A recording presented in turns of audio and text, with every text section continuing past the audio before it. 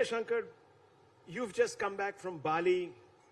Every time you open the newspapers, you're in some different part of the world. Speaking up for Brand India, as a colleague of mine just mentioned. From your vantage point, what is the world looking like? What is the current state of the world right now? Bad. Mad or bad? Bad. Also a little mad. But seriously, I think the world is looking worried. The world is worried.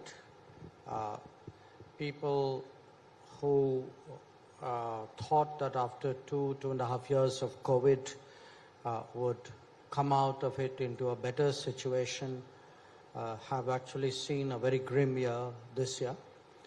Just as an example, you know, the theme for the Bali G20 was, I think, something to the effect of recover strongly, recover together.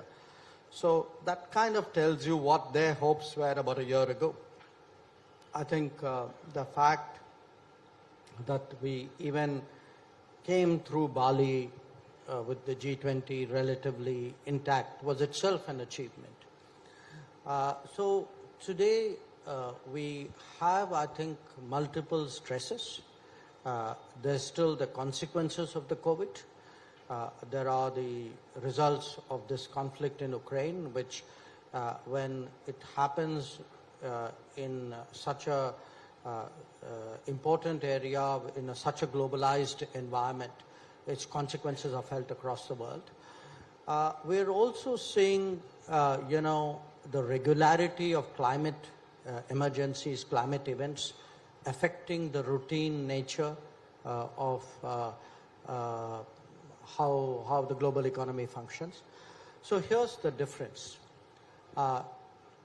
15 years ago, let's say before 2008 especially, but even after that, you would say, I have this wonderful globalized world, everything is going to work very seamlessly.